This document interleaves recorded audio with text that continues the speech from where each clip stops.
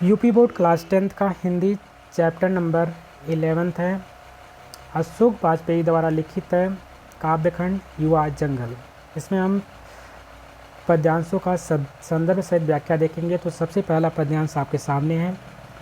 एक युवा जंगल मुझे अपनी हरी उंगलियों से बुलाता है, मेरी सिराओं में एक हरा रक्त बहने लगता, आँखों में हरी परछाइयाँ फिसलती हैं, कंधों पर एक हरा आकाश ठहरा है। होठ मेरे एक हरे गान में काँपते हैं, मैं नहीं हूँ और कुछ, बस एक हरा पेड़ हूँ, हरी पत्तियों की एक दीप्त रचना। युवा का अर्थ होता है जवान, सिराओं का अर्थ होता है नशो, दीप्त का अर्थ होता है प्रज्वलित या प्रभासित। प्रस्तुत पंक्तियाँ संदर्भ लिखेंगे। प्रस्तुत पंक्तियाँ हमारी पाठ्य पुस्तक हिंदी के काव्यखंड में संकलित है। युवा जंगल शीर्षक कविता से उद्धृत है। इन पंक्तियों के रचयिता श्री अशोक वाजपेयी जी हैं। प्रस्तुत पंक्तियों में कवि हरियाली और वृक्षों के महत्व का वर्णन कर रही हैं। कवि व्याख्या में लिखेंगे, कवि कहता है कि वृक्षों के निरंतर कटाव को देखकर उसका हृदय अत्यधिक दुखी होता है, क्योंकि वह चतुर्दिक हरियाली ही निहारना चाहता है। हरियाली और वृक्षों को उसके जीवन में अत्यधिक महत्व है। एक दिन एक युवा अर्थात नवीन जंगल की ओर उसकी दृष्टि जाती है, तो वह उसे देख करके अत्यंत प्रसन्न होता है। वह युवा जंगल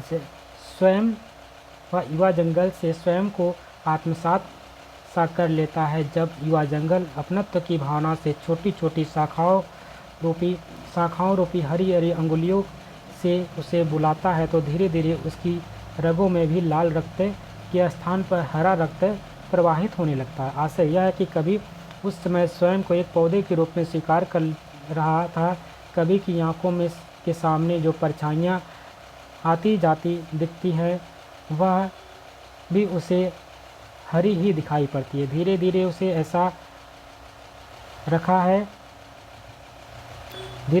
ऐसा प्रतीत होने लगा है कि उसने अपने कंधों पर हरे रंग का एक आकाश ही उठा रखा है। उसके होठ हरियाली को निहार करके बरबस हरियाली के गान गाने के लिए बुदबुदाने लगते हैं, और अकस्मात उसके मुख से निकल पड़ता है कि वह एक हरे पेड़ के अतिरिक्त और कुछ नहीं है, और वह हरी पत्तियों से युक्त ईश्वर की एक प्रभासित रचना है। काव्य सौंदर्य की बात करते हैं तो स्वयं को वृक्ष के रूप में कल्पित करना अभूतपूर्व है। भाषा बोलचाल की खड़ी बोली है, शैली प्रतीकात्मक है, शांत है, छंद अतुकांत और मुक्तक है, अलंकार मानवीकरण है, शब्द शक्ति अभिधा और लक्षणा है, गुण माधुर्य है। उस जंगल युवा सेकंड पद्यांश है। उस जंगल युवा बुलाते हो आता हूँ, एक हरे बसंत में डूबा हुआ आता हूँ। संदर्भ पूर्वत की तरह रहेगा। प्रसंग में लिखेंगे, युवा जंगल के बुलाने पर कवि सहर्ष अपने आह्वान को स्वीकार करता हुआ अपने मन के विचारों को स्पष्ट कर रहा है। कवि युवा जंगल को संबोधित करते हुए कह रहा कि यदि तुम मुझे बुला रहे हो तो मैं तुम्हारे पास आ रहा हूँ।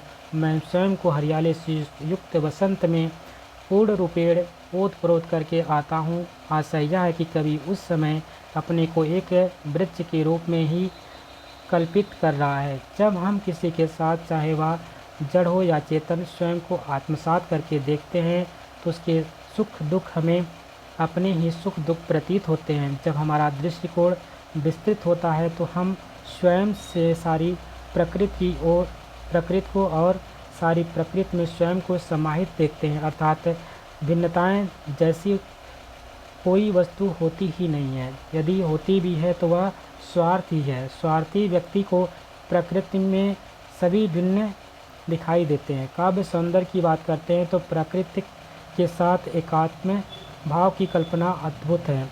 भाषा बोलचाल की खड़ी बोली है, शैली प्रतीकात्मक है, छंद अतुकांत और मुक्त है, अलंकार मानवीकरण है, गुण प्रसाद है। अगला है भाषा एकमात्र अनंत। सेकंड इनका पद्यांश यहाँ से स्टार्ट होता है, जो सेकंड कविता है इनकी। भाषा एकमात्र अनंत।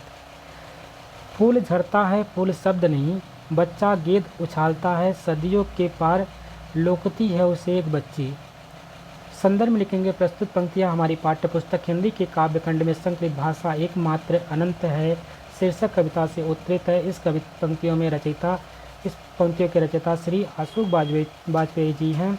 यह कविता उनके तिनका तिनका नामक काव्य संग्रह से ली गई है। प्रसंग में लिखेंगे, प्रस्तुत कविता पंक्तियों में कवि भाषा की विशेषता का वर्णन कर रहा है। उसका कहना है कि सब कुछ समाप्त हो सकता है लेकिन भाषा का अस्तित्व सदैव विद्यमान रहता है। व्याख्या में लिखेंगे, कवि का कहना है कि भाषा ही एकमात्र अनंत है जिसका अंत नहीं है। फूल वृक्ष से टूटकर पृथ्वी पर गिरते हैं, उनकी पंखुड़ियाँ टूट करके बिखर जाती हैं और अंततः फूल मिट्टी में विलीन हो जाता है। वह प्रकृति से जन्मा है और अंत में प्रकृति में ही लीन हो जाता है। फूल की तरह शब्द विलीन नहीं होते हैं। भाषा जो शब्दों से बनी है वह कभी समाप्त नहीं होती है। सदियों के पश्चात भी भाषा का अस्तित्व बना रहता है। यह दूसरी बात है कि विशद समयांतराल में भाषा के स्वरूप में परिवर्तन अवश्य हो जाता है लेकिन वह समाप्त नहीं होता है। यह उसी प्रकार है जैसे एक बालक के गेंद को उछालता है और दूसरे को उसे पकड़ करके पुनः उछाल देते हैं। आज किसी ने भी कोई बात कही, सैकड़ों वर्षों बाद परिवर्तन स्वरूप कोई दूसरा व्यक्ति भी उसी बात को कह देता है। अतः निश्चित है कि भाषा ही एकमात्र अनंत है जिसका कोई अंत नहीं है। काव्य के सौंदर्य की बात करते हैं तो यहाँ पे भाषा की विशिष्टता का वर्णन है कि भाषा अनंत है। सदियों पूर्व की घटना को हमारे समक्ष उपस्थित करने का एकमात्र साधन भाषा है। भाषा को यहाँ पे अनंत कह करके उसे ईश्वर के समतुल्य सिद्ध किया गया है। भाषा जो है देशज शब्दों से युक्त है, सहज और सरल कड़ी बोली का यहाँ पे इस्तेमाल की गई है। शैली वर्णनात्मक और विवेचनात्मक है। छंद की बात करते हैं तो अतुकांत और मुक्तक है। शब्द शक्ति अविदा और लक्षणा है। गुण प्रसाद है। सेकेंड आपका पद्यांश है। यहाँ से बूढ़ा गाता है एक पद, दुहराता है दूसरा बूढ़ा। भूगोल और इतिहास से परे किसी दालान में बैठा हुआ है, ना बच्चा रहेगा ना बूढ़ा, ना गेंद ना पोल ना दालान रहेंगे, फिर भी भाषा एकमात्र अनंत। संदर्भ पूर्वक की तरह रहेगा। प्रसंग में लिखेंगे, प्रस्तुत अंश में कवि कहता है कि सब कुछ समाप्त होने के उपरांत भी भाषा की विद्यमानता रहेगी क्योंकि भाषा अनंत है।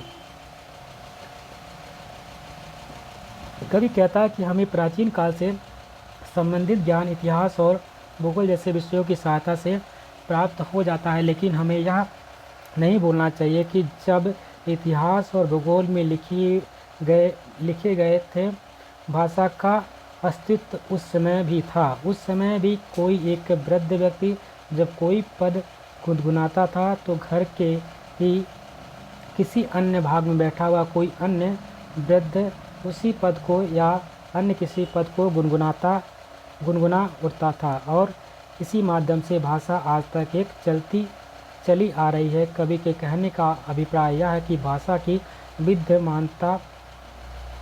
विद्यमानता किसी न किसी रूप में सदैव रहती है। पुनः कवि कहता है कि ना बच्चा रहेगा ना वृद्ध, क्योंकि बच्चा एक समय अंतराल के पर वृद्ध हो जाएगा और वृद्ध जीवन छोड़ चुका होगा।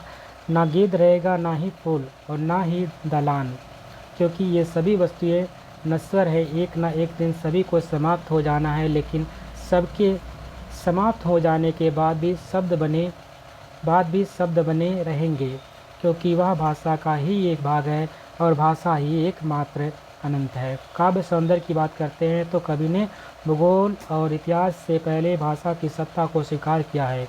भाषा सरल और सहज शब्दों में युक्त हुई है, विवेचनात्मक शैली है, छंद तुकांत अतुकांत और मुक्तक है, शब्द शक्ति अभिधा और लक्षणा है और व्यंजना है।